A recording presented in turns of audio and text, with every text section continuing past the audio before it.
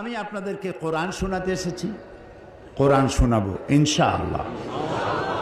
তবে একটা কথা আপনাদের জেনে রাখা ভালো, লোকেরা আমাকে মুফাসসিরে কোরআন বলে, আমি তো জানি আমি কি, আমি মুফাসসিরে কোরআনের যোগ্য নই, আমি কোরআনের তালিবে ইলম, কোরআনের ছাত্র। সুবহানাকা লা ইলমা লানা, আমার কাছে কোনো জ্ঞান নাই, ইল্লা মা আল্লামতানা, যদি আমার মনিব আমাকে কিছু বলতে দেন তাহলেই বলতে পারবো। আলাইহি তাওয়াক্কালতু ওয়া ইলাইহি উনীব, আমি আমার রবের দিকে ফিরে যাচ্ছি, তিনি যদি দয়া করে আমাকে কিছু বলার তৌফিক দেন, এমন কিছু কথা যা আমার জন্য হেদায়েত হবে, গোটা মিল্লাতের জন্য হেদায়েত হবে, সেই জাতীয় কথা আল্লাহ যেন আমাদের দিয়ে বলান এবং ভদ্রতার সাথে আদবের সাথে সে কথাগুলো যেন আমরা আত্মস্থ করতে পারি, এ তৌফিক যেন তিনি আমাদেরকে দান করেন।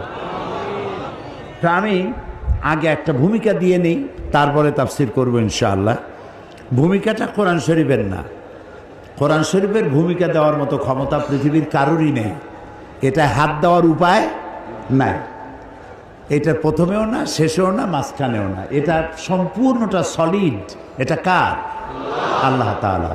সুতরাং আল্লাহ তাআলার কালামের ভূমিকা দেওয়ার মতো বেয়াদবি ধৃষ্টতা কেউ করতে পারবে না। আমি আমার আলোচনা